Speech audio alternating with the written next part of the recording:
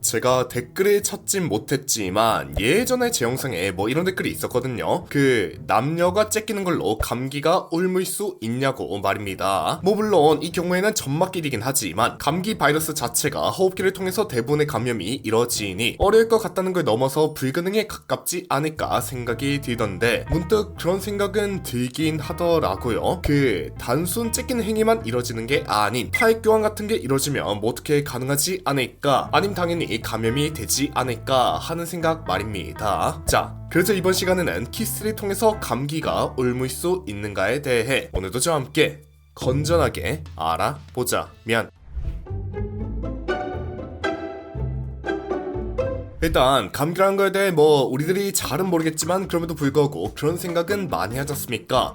감기 걸린 사람의 입이 닿았던 음식 혹은 물 같은 걸 먹으면 나도 감기가 옮는다는 생각 말입니다. 네, 그도 그랬게 아무래도 바이러스라는 게 자연 증식하는 것도 아니고 뭔가 다리라고 해야 할까? 넘어갈 통로 같은 게 있어야 옮는 게 가능하겠죠. 그리고 마침 침, 타액 이게 딱 그 사람 바이러스 숙주 내부에 존재했었으니 역시나 바이러스 덩어리겠거니 생각하는 게 당연할 겁니다. 허나 정말 놀랍게도 타액을 통해서 감기가 옮을 일은 거의 없다고. 그러니까 키스를 하든 상대방이 먹던 물통에 입을 대고 마시든 상대방과 함께 찌개집에 가서 상대방이 숟가락으로 계속 휘적휘적거리던 찌개를 먹던, 근데 이건 좀 화나긴 하는데 무튼 그런 수많은 일들을 통해서 감기가 옮을 일이 엔간하면 없다죠. 그런 이유에는 아무래도 우리 입속에 존재하는 침, 이런 친구가 생각보다 강하고 든든한 면역 체계를 가지고 있어 그런 것일 텐데, 일단 침이 소화를 도와주는 친구라는 건 다들 아시죠? 네, 그래서 소화를 도와주는 효소로 아밀라이제 같은 게 있다는 건 아마 다들 아시리라 생각드는데, 놀랍게도 이 침에는 그러한 소화를 도와주는 효소뿐 아니라 항균, 그러니까 균을 조지는 친구들 역시 겁나게 많이 존재했으니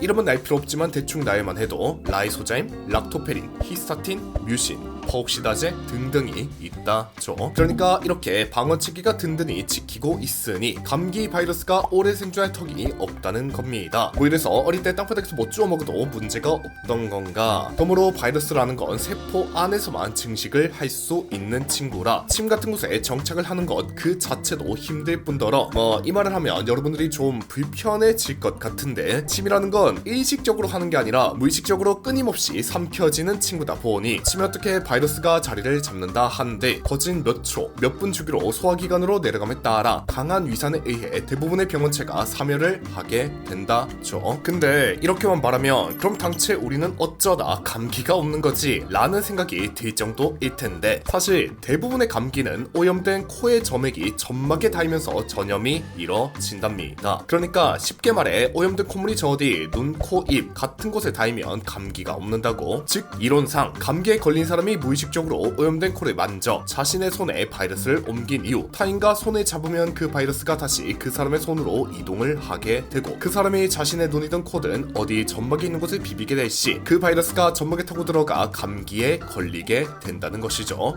그래서 많이들 감기 예방하려면 손을 많이 씻으라 하는 게 이러한 이유인데, 그래서 이런 결론, 손을 잡는 행위가 키스를 하는 행위보다 감기에 걸릴 확률이 수백 배는 더 높다는 결론까지도 도출 가능하다는 거. 물론 예외적인 경우로 키스를 하던 도중 상대방이 기침을 조지거나 콧물이 어떻게 흘러 자신의 입 같은 곳에 들어갈 시, 혹은 감기 걸린 상대방이 침이 잘 나오지 않는 건조한 구강을 가졌을 시에는 키스를 통해서도 감기가 옮을 수는 있답니다. 그러니 이런 것 정도는 유의해. 생각해보니 여러분들은 유의 안 해도 될 것 같기도.